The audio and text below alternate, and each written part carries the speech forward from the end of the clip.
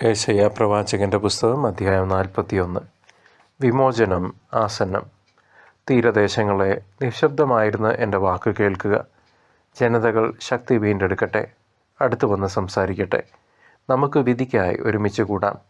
ഓരോ കാൽവയ്പിലും വിജയം വരിക്കുന്ന കിഴക്ക് നിന്ന് വരുന്നവനെ ഉയർത്തിയത് ആര്?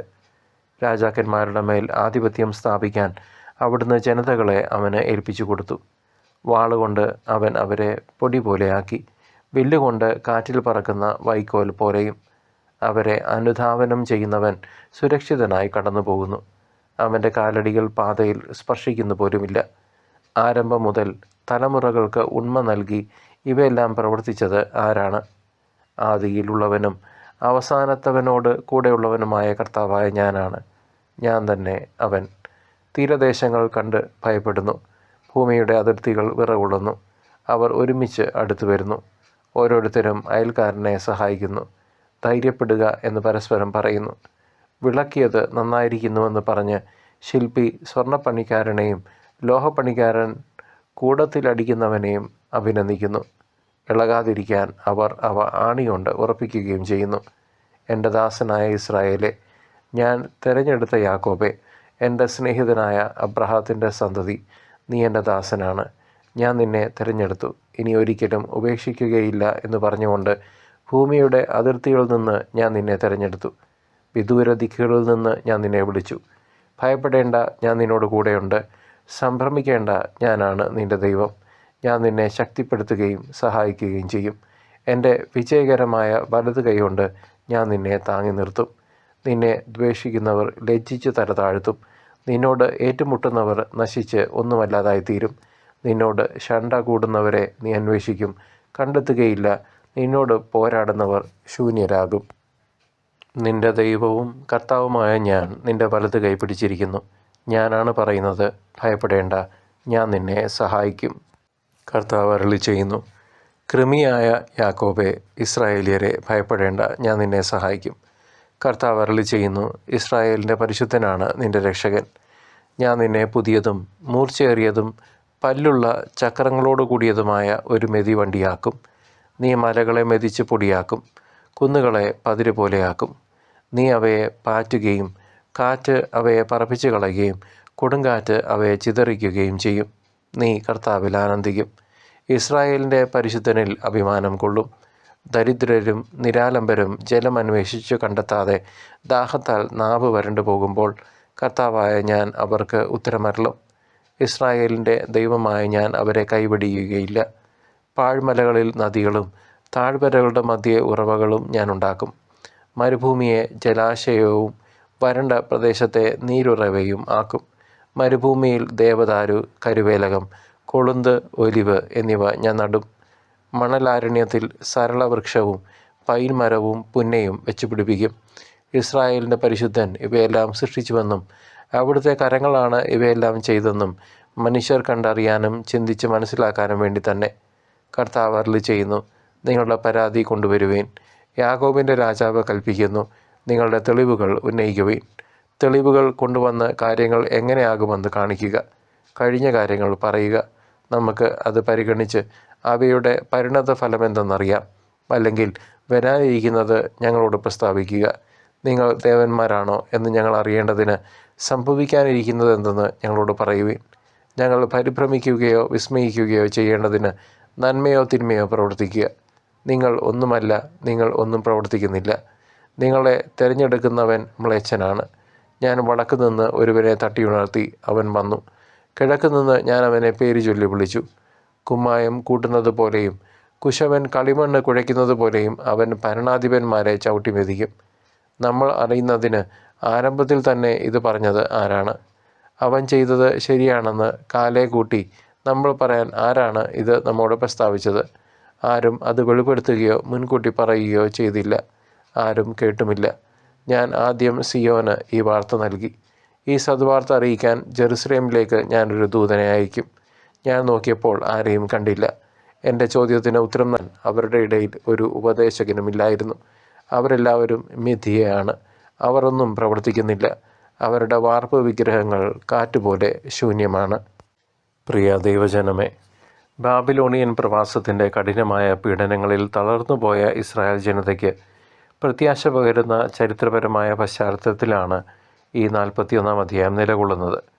അന്നത്തെ രാഷ്ട്രീയ സാഹചര്യത്തിൽ സൈറസ് രാജാവിൻ്റെ ഉദയവും സാമ്രാജ്യങ്ങളുടെ പതനവും കണ്ട് ഭയചകിതരായ യഹൂദരോട് ചരിത്രത്തെ നിയന്ത്രിക്കുന്നത് ഞാനാണെന്ന് ദൈവം ഈ വചനത്തിലൂടെ പ്രഖ്യാപിക്കുന്നു. നീ ഭയപ്പെടേണ്ട, ഞാൻ നിന്നോട് കൂടെയുണ്ട് എന്ന കേന്ദ്ര സന്ദേശം അവിടുന്ന് തൻ്റെ തിരഞ്ഞെടുക്കപ്പെട്ട ജനത്തിന് ഒരു സംരക്ഷണ കവചമായി നൽകുകയാണ്.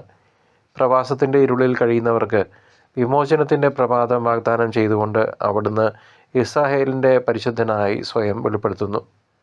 പേഗൻ ദൈവങ്ങളുടെയും വിഗ്രഹങ്ങളുടെയും അർത്ഥശൂന്യത തുറന്നു കാട്ടിക്കൊണ്ട് സത്യദൈവത്തിൻ്റെ പരമാധികാരം പ്രവാചകൻ ഇവിടെ ഊന്നിപ്പറയുന്നു. ദൈവത്തിൻ്റെ പദ്ധതി അനുസരിച്ച് വിമോചനം ആസന്നമാണെന്ന പ്രവചനം പ്രവാസികൾക്ക് പുതിയൊരു ജീവശ്വാസമായി ആ കാലത്ത് മാറി. ഈ വചനങ്ങളിലൂടെ ദൈവം തൻ്റെ ജനത്തോടുള്ള അചഞ്ചലമായ ഉടമ്പടി വിശ്വസ്തത ആവർത്തിച്ചുറപ്പിക്കുകയാണ് ചെയ്യുന്നത്. പ്രിയ സഹോദരങ്ങളെ, ഈ അധ്യായത്തിൽ വെളിവാകുന്ന യേശയ്യാ പ്രവാചകൻ്റെ സ്വഭാവം അങ്ങേയറ്റം ധീരവും ദൈവത്തിൽ ആഴമായി വേരൂന്നിയതുമാണ്. ഭയന്നു പറച്ചിരിക്കുന്ന ജനതയ്ക്ക് മുമ്പിൽ ദൈവത്തിൻ്റെ വാഗ്ദാനങ്ങൾ ഇസ്രായേൽ വ്യക്തതയോടെ വിളിച്ചു പറയാൻ, ഇത്രമേൽ വ്യക്തതയോടെ അവരോട് വിളിച്ചു പറയാൻ അസാധാരണമായ ആത്മീയ കരുത്ത് ആവശ്യമാണ്. ദൈവത്തിൻ്റെ വാക്കുകൾ അതേപടി കൈമാറുന്ന ഒരു വിശ്വസ്തദാസനായി നിൽക്കുമ്പോൾ തന്നെ തൻ്റെ ജനത്തിൻ്റെ വേദനകൾ ഉൾക്കൊള്ളുന്ന ഒരു ആർദ്ര ഹൃദയവും പ്രവാചകനുണ്ടായിരുന്നു. വിഗ്രഹങ്ങളുടെ അസ്തിത്വമില്ലായ്മയെ പരിഹസിക്കുമ്പോൾ പ്രവാചകൻ്റെ ഉള്ളിലെ പ്രബലമായ സത്യവിശ്വാസവും തീക്ഷ്ണതയും നമുക്ക് കാണാൻ സാധിക്കും. ദൈവത്തിൻ്റെ സ്നേഹിതനായ അബ്രഹാത്തിൻ്റെ സന്തതി എന്ന് ജനത്തെ അഭിസംബോധന ചെയ്യുമ്പോൾ പഴയ ഉടമ്പടികളെ പുതിയ പ്രത്യാശയുമായി ബന്ധിപ്പിക്കാനുള്ള പ്രവാചകൻ്റെ ഉൾക്കാഴ്ച വളരെ ശ്രദ്ധേയമാണ്. പ്രതിസന്ധികളിൽ പതറാതെ തളരാതെ ദൈവത്തിൻ്റെ കരത്തിന് കാത്തു നിൽക്കുന്ന ഒരു പ്രവാചകൻ്റെ നിശ്ചയദാർഢ്യം ഓരോ വരിയിലും നിഴലിക്കുന്നു. വരാനിരിക്കുന്ന വിമോചനത്തെക്കുറിച്ച് പ്രഘോഷിക്കുമ്പോൾ അദ്ദേഹം കേവലം ഒരു വാർത്താവാഹകനല്ല, പ്രത്യുത ദൈവത്തിൻ്റെ നീതിയുടെ വക്താവാണ്. സമകാലിക ജീവിതത്തിലെ വെല്ലുവിളികളെ നേരിടുന്ന വിശ്വാസികളായ നമുക്ക് ഈ അധ്യായം നൽകുന്ന പാഠങ്ങൾ വളരെ അഗാധമാണ്. ലോകം മുഴുവൻ അശാന്തിയിലൂടെയും അരക്ഷിതാവസ്ഥയിലൂടെയും കടന്നു പോകുമ്പോഴും ദൈവം നമ്മുടെ വലത് കൈ പിടിച്ചിട്ടുണ്ടെന്ന വലിയ സത്യം നാം ഒട്ടും വിസ്മരിക്കരുത്. വിഗ്രഹങ്ങൾ എന്ന് പറയുന്നത് പഴയകാലത്തെ മരപ്പണികളല്ല, മറിച്ച് ഇന്നും നാം ആശ്രയിക്കുന്ന പണവും അധികാരവും ഇൻസെക്യൂരിറ്റിയും സാങ്കേതികവിദ്യയും ആൻസൈറ്റിയും ദൈവത്തിന് പകരമാകുമ്പോൾ അവയെല്ലാം വ്യർത്ഥമാണെന്ന് നാം തിരിച്ചറിയണം. അനീതിക്കും പാപത്തിനുമെതിരെയുള്ള ദൈവത്തിൻ്റെ വിധി ആസന്നമാണെന്നും എന്നാൽ അനുദപിക്കുന്നവർക്ക് അവിടുന്ന് കരുണയുടെ ഉറവകൾ മരുഭൂമിയിൽ പോലും തുറക്കുമെന്നും ഈ വചനം നമ്മെ പഠിപ്പിക്കുന്നു. ജീവിതത്തിലെ ശൂന്യതകളെയും ദാഹത്തെയും മാറ്റാൻ ദൈവത്തിന് മാത്രമേ സാധിക്കൂ എന്ന തിരിച്ചറിവ് നമ്മുടെ ആത്മീയ യാത്രയിൽ അത്യാവശ്യമാണ്. സഭ പഠിപ്പിക്കുന്ന കൂദാശകളിലൂടെ ഈ ദൈവിക ജീവൻ സ്വീകരിച്ച് പാപത്തെ വെടിഞ്ഞ് വിശുദ്ധിയോടെ ജീവിക്കാൻ നാം ഓരോരുത്തരും വിളിക്കപ്പെട്ടിരിക്കുന്നു. അവിടുത്തെ കരുണയിൽ വിശ്വസിക്കുന്നവർക്ക് മരുഭൂമികൾ പോലും തടാകങ്ങളായി മാറുമെന്ന വാഗ്ദാനം ഇന്നും പ്രസക്തമാണ്. പ്രിയ സഹോദര സഹോദരി, ക്രിസ്തുവിൻ്റെ രണ്ടാമത്തെ വരവിനായി കാത്തിരിക്കുന്ന ഈ അന്ത്യകാല നിമിഷങ്ങളിൽ യേശയ്യാ പ്രവാചകൻ്റെ പുസ്തകം 41-ന്റെ സന്ദേശം ഒരു വലിയ ഉണർത്തുപാട്ടാണ്. ലോകം ന്യായവിധിക്കായി ഒരുങ്ങുമ്പോൾ ദൈവത്തിൻ്റെ ദാസരായി തിരഞ്ഞെടുക്കപ്പെട്ടവർ ഭയപ്പെടാതെ അവിടുത്തെ മഹത്വത്തിനായി സാക്ഷ്യം വഹിക്കണം. കർത്താവിൻ്റെ വരവ് ആസന്നമാണെന്ന തിരിച്ചറിവ് നമ്മെ നിരന്തരമായ പ്രാർത്ഥനയിലേക്കും ആത്മശോധനയിലേക്കും നയിക്കേണ്ടതായിട്ടുണ്ട്. നമ്മുടെ ജീവിതത്തിലെ നാമായിട്ടുണ്ടാക്കിയ വിഗ്രഹങ്ങളെ നീക്കം ചെയ്ത് ക്രിസ്തുവാകുന്ന ഏക സത്യത്തിലേക്ക്, ഏക വഴിയിലേക്ക്, ഏക ജീവനിലേക്ക് ഹൃദയങ്ങളെ തിരിച്ചുകൊണ്ട് നമുക്ക് ആ മനോഹരമായ വിരുന്നിനായി ഒരുങ്ങാം. ദൈവത്തിൻ്റെ സംരക്ഷണം ഇസ്രായേലിന് എങ്ങനെ ഉണ്ടായിരുന്നോ അതുപോലെ തന്നെ അവിടുന്ന് തൻ്റെ മണവാട്ടിയായ തിരുസഭയെയും ഈ ലോകാവസാനം വരെ കാത്തു സൂക്ഷിക്കും. വരാനിരിക്കുന്ന ക്രിസ്തുവിൻ്റെ മഹത്വത്തിൽ പങ്കുചേരാൻ നാം ഓരോരുത്തരും വിശുദ്ധിയിലും സ്നേഹത്തിലും വളരേണ്ടത് അനിവാര്യമാണ്. നിത്യതയുടെ വാതിലുകൾ തുറക്കപ്പെടുമ്പോൾ ദൈവത്തോടൊപ്പമായിരിക്കാൻ ഇന്നു മുതൽ, ഈ നിമിഷം മുതൽ നമുക്ക് വിശ്വാസത്തിൻ്റെ നല്ല പോരാട്ടം തുടരാം.